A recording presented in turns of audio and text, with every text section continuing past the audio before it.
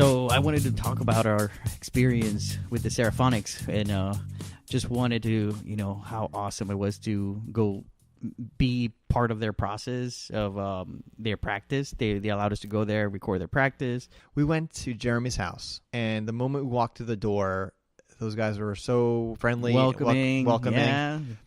First thing I walk in the door, hey Rico, what beer do you want? Yeah, that's right. Oh, not that, but also guac and chips. Guac and fresh chips, yeah. Guac. It was really good. And it was our first time going to another place rather than coming to our studio. That's right. And recording people here.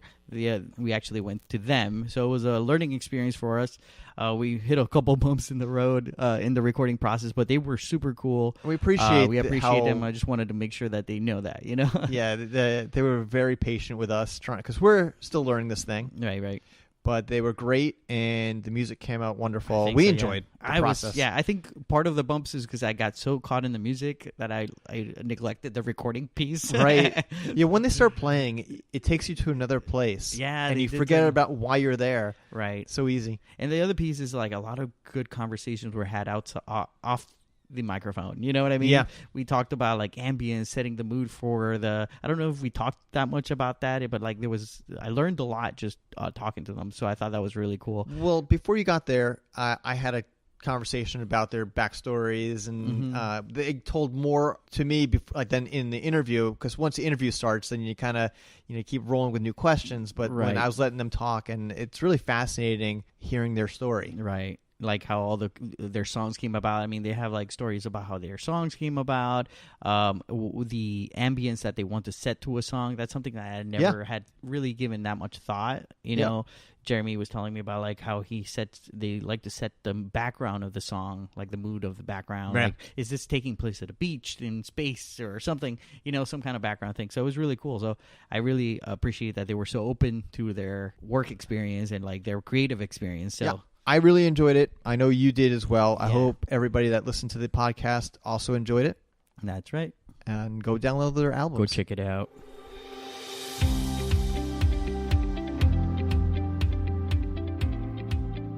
Welcome back. We're going to do some trivia with you guys. Now, in the past, people have worked as a team. You guys can do that, but if you feel like going on your own, that's just as fine. Yeah, you guys are all against me, by the way. Oh. Yeah. Ooh. Oh, Right. it's tough. Right? You usually join in with the other guys. Yeah, anyways. I know. I'm going to copy your answers. All right, number one. Signing with a record label may help get your music produced and distributed, but it may come at a cost of 80% of royalties earned. An artist that earns $1 million may walk away with $200,000. One successful artist, however, found that distributing music with Ditto Music Promotion, 100% of royalties were kept and still were able to garnish a Grammy win. Which of the following is that artist? So is it A, Greta Van Fleet, B, Chance the Rapper, C, Childish Gambino, or D, 21 Pilots?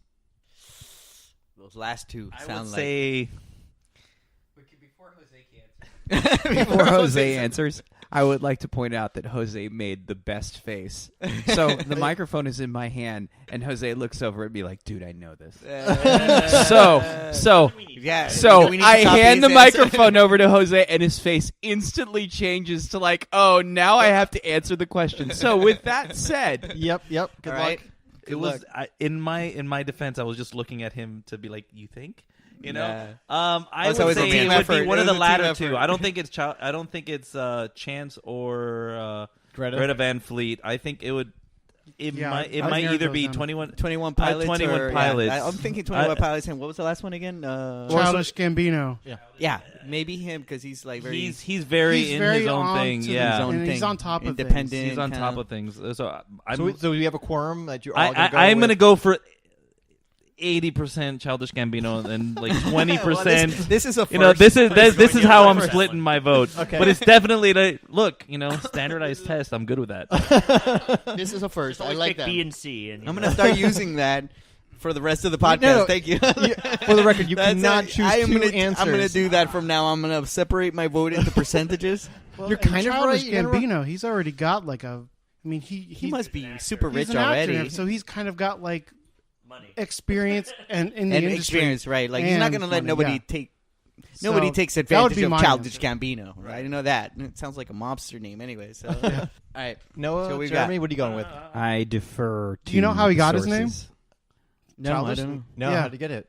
He put it into one of those, like those internet like things like create your put your name in, and it creates your rapper name. Oh, really? And that's what he did, and that's how he got Childish That's Gambino. awesome. So Donald Glover became Childish Gambino. That's how, because he put Donald Glover into one of those. So Put Donald- your name in, and we'll. You heard it that's here what I've first, heard. guys. Yeah, Donald you Glover heard it. is an anagram for Childish Gambino. That's pretty cool. Yeah, that is really Pretty cool. cool. It was one of those Facebook, Probably. like one of those Facebook. But unfortunately, Blue, or was it?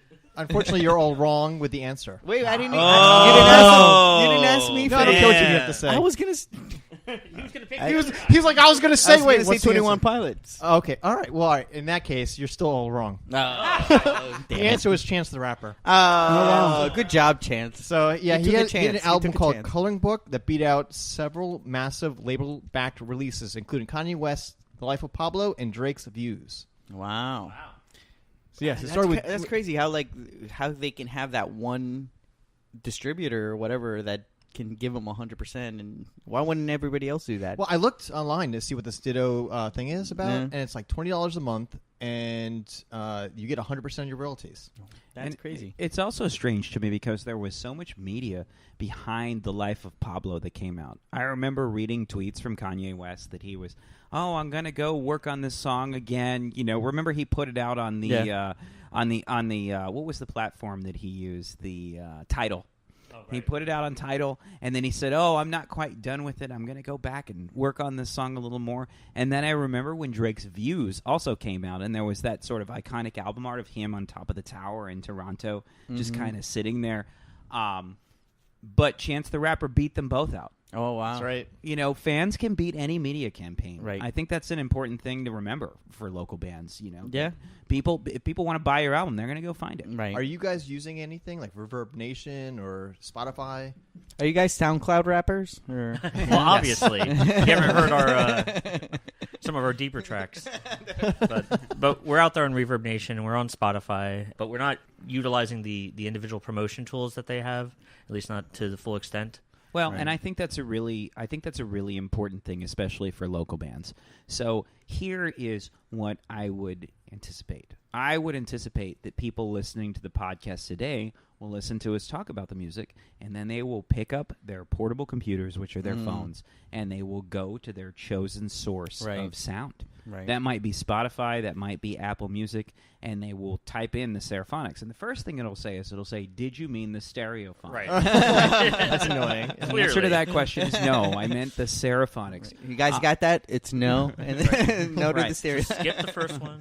Right. Yes, Once- I did mean. So wait, before you go on, Sure. explain what does Seraphonics mean? 'Cause it Sure. has a rich background to it. Absolutely. The Seraphonics is a portmanteau. It's a combination of two words. Not unlike a... what would be a good example of a portmanteau, Noah? Help me out. Bingo. If that, Stereo. if that didn't get picked up on the mic, that Sounds was like something. He said These are gonna be- stereophonics. These are going to be some I hope fantastic the edits. mic picked that up. That was awesome. There are going to be some fantastic edits that happen during this part. So basically, a portmanteau is a combination of two words. I'm under the bright light, so it escapes me at the moment. But Sure. there are two words involved in the name. It's seraph, which is, if you read Dante's Paradiso, is the highest order of angel. Angel. I was gonna say yes. Sir. I know that from Diablo. So, See, there you go. Perfect. Which level was that? Perfect.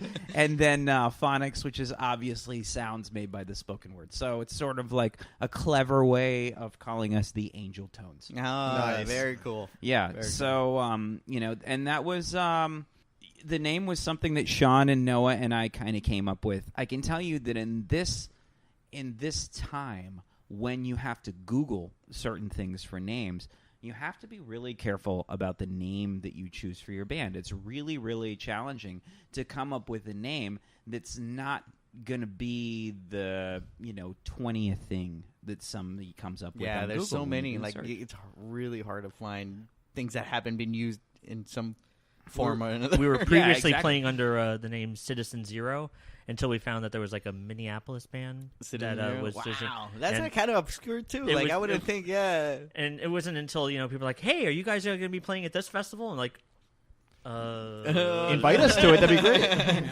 sure.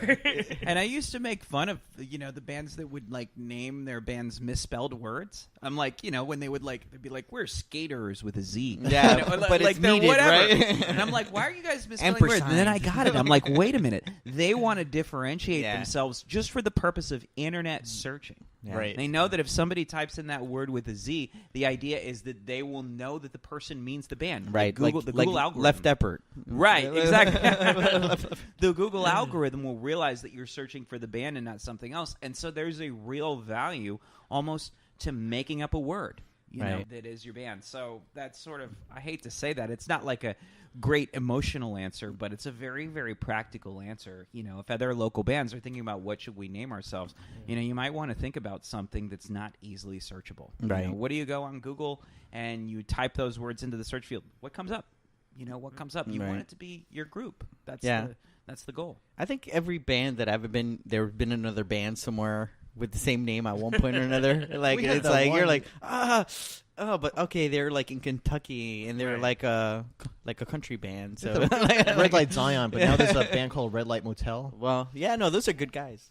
They're fantastic yeah, guys. But I the just saw words- them on Wednesday. The words red, light, and motel are Going to take you to those some are totally different places. Yeah. That's a really, really tough combination of words to get your band out there sort of differentiated from everything. And I don't mean to criticize Red Light Motel. I've seen them as well. Yeah, they're awesome. And they're Yeah, fantastic. I just saw them. Yeah, they're Their good guitar guys. player is off Yeah, the fucking Yuri. chain. Yeah, that guy is really, really Yeah. good, But that is just a very common combination of words. Yeah. Makes it very, very hard. So you might you type into Google, you type in Red Light Motel Fort Lauderdale, and maybe that brings you to the band. Well, Maybe it doesn't. But I can tell you this: when you type in the Seraphonics, yeah. it'll take you to the band. Yeah, that's awesome. cool. All right. After did you mean the Stereophonics? After this era. All right. So, second, are we? ready for question number 2? Question number 2. Uh-oh. I forgot we were doing that. I always, I always forget when we're doing the trivia. It's like, sorry, Scotty. No, it's all good. All right. In August 2018, Rolling Stone magazine released an article titled "How Musicians Make Money, or Don't at All, in 2018." According to the article, every individual song is split into 2 separate copyrights, and the lawyers are going to really like this one. What are the 2 copyrights?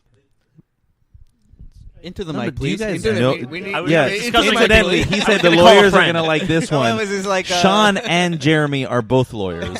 So, yeah, they're going to love this one. So that's going to be songwriting and performance. but they are both. Not songwriting, but like They're divorce lawyers. No, they're it's not. which the- is good if you're splitting the royalties, There but you not go. necessarily.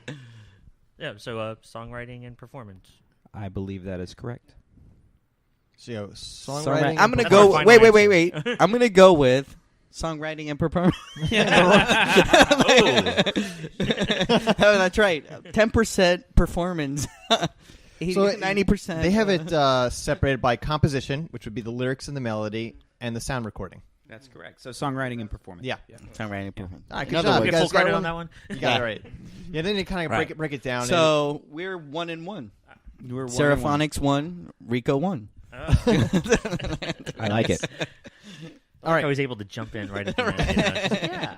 Notice how he waits till the end. Like, what are you guys going to pick? Yeah, that sounds really good. All right. That leads me to the next question. An artist may turn to a streaming service to get their music played while getting themselves paid. Platforms that provide music streaming, including Spotify, Pandora, and Apple Music. According to the same article as the previous question, about how many times must a song be streamed for the artist to earn $1,000? Is it A, 140 times, No. B, 1,400 times, C, 14,000 times, or D, 140,000 times to make $1,000?